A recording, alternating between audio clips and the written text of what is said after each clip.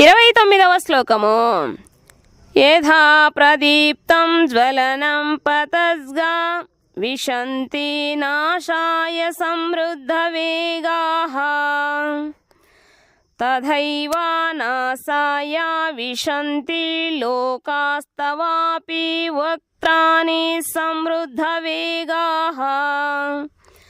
యథా ఏ విధముగా ప్రదీప్తం మండుతున్న జ్వలనం అగ్నిలోకి పతద్గాహ మిడుతలో విశంతి ప్రవేశించును, నాశాయ వినాశము కొరకు సమృద్ధ వేగాః పూర్తి వేగముతో తదా ఏవ అట్లే నాశాయ వినాశము కొరకు విశంతి ప్రవేశిస్తుండిరి లోకాః జనులందరూ తవా వక్త్రాని నీ ముఖములలోకి అపి కూడా సమృద్ధ వేగాః పూర్తి వేగము గలవారై జ్వలించుచున్న అగ్నిలోకి మిడుతలు తమ వినాశము కొరకై ప్రవేశించున్నట్లు జనులందరూ అత్యంత వేగముగా నీ నోళ్లలోకి ప్రవేశించుటను నేను చూచుచుంటిని.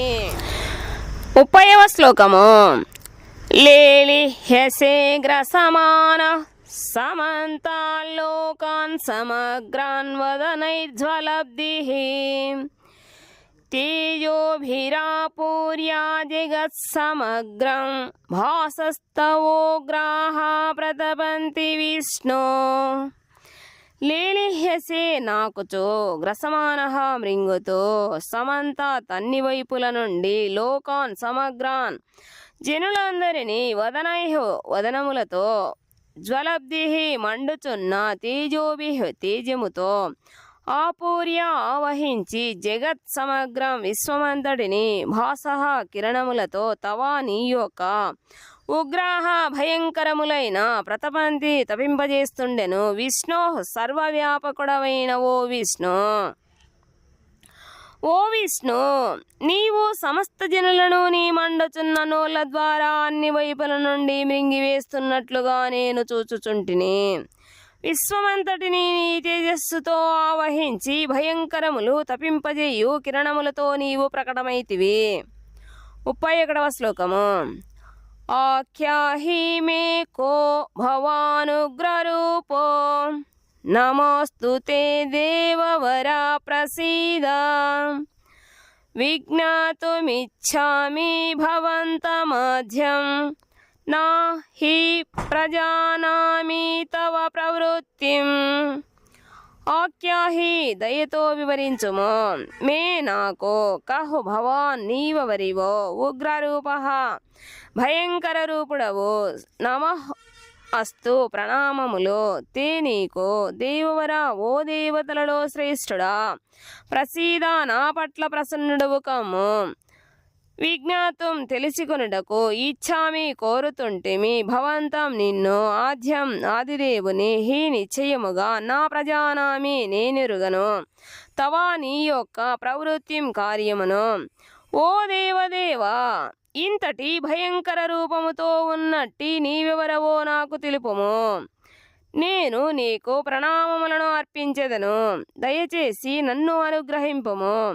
నీవు ఆది పురుషుడవు, నీ కార్యమెట్టిదో ఎరుగనందున నిన్ను గూర్చి నేను ఎరుగదలిచితిని. 32వ శ్లోకము. శ్రీ భగవానువాచ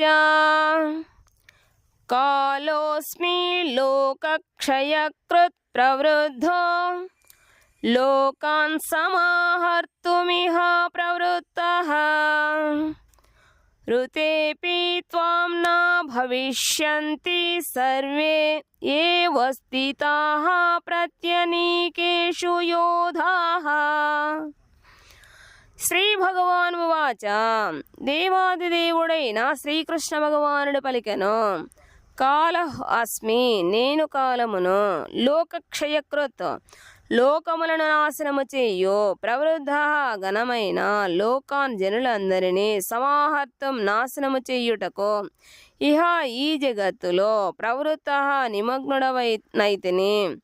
ఋతే త్వాం నీవు తప్ప అపి కూడా నా భవిష్యంతి ఉండరు, సర్వే అందరూ ఏ ఎవరు అపస్థితాః ఉందురు, ప్రతి అనేకేషు ఇరు పక్షములలో యోధాహ యోధులు. దేవాదిదేవుడైన శ్రీకృష్ణ భగవానుడు పలికెను, లోకములనన్నింటినీ నాశనము చేయు కాలమును నేనే, జనులందరినీ నశింపచేయుటకే నేనిక్కడకు వచ్చి తిని. నీవు పాండవులు తప్ప ఇక్కడ ఉన్నట్టి ఇరుపక్షములలోని యోధులందరూ చంపబడుదురు. భాష్యము. శ్రీకృష్ణుడు దేవాదిదేవుడు, తనకు మిత్రుడు అని ఎరిగినను అతని వివిధ రూపముల ప్రదర్శన చేత అర్జునుడు భ్రాంతికి గురయ్యను. కనుకనే అతడు ఆ సర్వ వినాశకర శక్తి యొక్క వాస్తవ ప్రయోజనమును గూర్చి ఇంకనూ ప్రశ్నించెను. పరమసత్యము సమస్తమును చివరికి బ్రాహ్మణులను కూడా నశింపజేయునని వైదిక గ్రంథములలో చెప్పబడినది. కఠోపనిషత్తు 1:2-25లో ఈ క్రింది విధముగా చెప్పబడినది. యస్య బ్రహ్మ చ క్షత్రం చ ఉభే భవతవోధనః మృత్యుర్యస్యోపసేచనం కాయిస్తావేద యత్ర సహ. అంత్యమున బ్రాహ్మణులు, క్షత్రియులు, ఇతరులందరూ దేవాదిదేవునిచే ఆహారము వలె మృంగివేయబడుదురు. దేవాదిదేవుని ఈ ప్రస్తుత రూపము సమస్తమును హరించు బృహదాకారము. ఈ విధముగా శ్రీకృష్ణుడు తనను సర్వవినాశకరమైన కాలరూపముగా ప్రదర్శించుకొనెను. కొందరు పాండవులు తప్ప యుద్ధరంగములోని వారందరూ అతనిచే మృంగివేయబడుదురు. అర్జునుడు యుద్ధముకు సుముఖముగా లేకుండెను. యుద్ధము చేయకపోవుటయే ఉత్తమమని అతడు భావించెను. అప్పుడు ఎట్టి వినాశము లేదా నిరాశ సంభవించదని అతడు భావించెను. భగవానుడు తాను సంకల్పించి ఉండుటచే అతడు యుద్ధము చెయ్యకున్నను అక్కడి వారందరూ నశించి చీరుదరని దానికి సమాధానముగా చెబుతుండెను. అర్జునుడు ఒకవేళ యుద్ధమును మానుకొనినచో వారు మరో విధముగా మరణింతురు. అర్జునుడు యుద్ధము చెయ్యకున్నను వారికి మృత్యువు తప్పదు.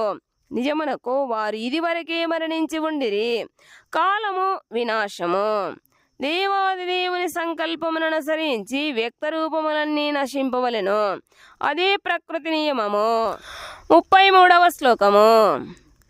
తస్మాత్త్వముత్తిష్ఠ యశో లభస్వ జిత్వా శత్రూన్ భుంక్ష్వ రాజ్యం సమృద్ధం మయైవైతే నిహతాః పూర్వమేవ నిమిత్తమాత్రం భవ సవ్యసాచిన్. తస్మాత్ అందుచే త్వం నీవు ఉత్తిష్ట లేచి యశః కీర్తిని లభస్వ గడించుము, జిత్వా జయించి శత్రూన్ శత్రువులను భుంక్ష్వ అనుభవించుము, రాజ్యం రాజ్యమును సమృద్ధం సమృద్ధమైన దానిని మయా నాచేతనే ఏవా నిశ్చయముగా ఏతే వీరందరూ నిహతాః చంపబడిరే పూర్వం ఏవా పూర్వపు ఏర్పాటు చేతనే నిమిత్తమాత్రుడవో భవాకమ్ము సవ్యసాచిన్ ఓ అర్జునుడా. అందుచే లెమ్ము యుద్ధ సన్నద్ధుడవై కీర్తి నొందుము, నీ శత్రువులను జయించి సర్వ సమృద్ధమైన రాజ్యమును అనుభవించుము. ఓ సవ్యసాచి, నా ఏర్పాటు చేయవారందరూ ఇదివరకే మరణించి ఉన్నందున ఈ యుద్ధమున నీవు కేవలము నిమిత్తమాత్రుడవు కమ్ము. భాష్యము. సవ్యసాచిన్ అను పదము యుద్ధరంగములో మిక్కిలి నైపుణ్యముతో బాణ ప్రయోగము చేయువానిని సూచించును. ఈ విధముగా అర్జునుడు శత్రు సంహారము కొరకు బాణ ప్రయోగము చేయగల సమర్థుడైన యోధునిగా సంబోధించబడెను. ఈ శ్లోకములో నిమిత్తమాత్రం కేవలము పరికరము కమ్ము అను పదము కూడా మిక్కిలి ప్రధానమైనది. దేవాదిదేవుని సంకల్పమును అనుసరించే ఈ సమస్త జగత్తు నడుస్తుండెను. తగినంత జ్ఞానము లేని మూర్ఖులు మాత్రమే ప్రకృతి ఎట్టి ప్రణాళిక లేకుండా నడుస్తుండునని మరియు సమస్త సృష్టిలో యాదృచ్ఛికములుగా సంభవించనని భావింతురు.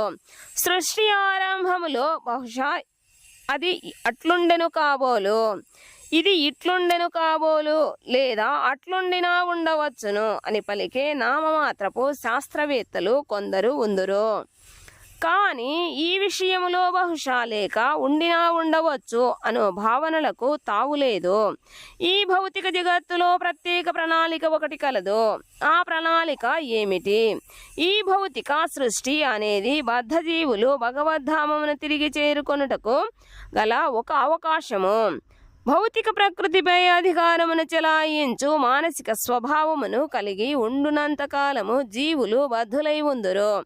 కానీ ఎవరైనను శ్రీకృష్ణ భగవానుని సంకల్పమును ఎరిగి కృష్ణ చైతన్యమును అలవరుచుకునినచో మిక్కిలి బుద్ధిశాలులగుదురు. విశ్వపు సృష్టి లయములు భగవానుని దివ్య నిర్దేశముననుసరించి జరుగుతుండును. ఈ కురుక్షేత్ర సంగ్రామము కూడా భగవంతుని సంకల్పముననుసరించి ఏర్పాటు చేయబడినది. అర్జునుడు యుద్ధము చేయుటను నిరాకరించినప్పుడు దేవాదిదేవుని కోరికననుసరించి యుద్ధము చెయ్యమని బోధించబడెను. అప్పుడే అర్జునుడు సంతృప్తి చెందగలడు. ఎవరైనను పూర్తిగా కృష్ణ చైతన్యములో నెలకొని జీవితమును భగవంతుని దివ్య సేవ కొరకై అంకితము చేసినచో వారు పరిపూర్ణులగుదురు.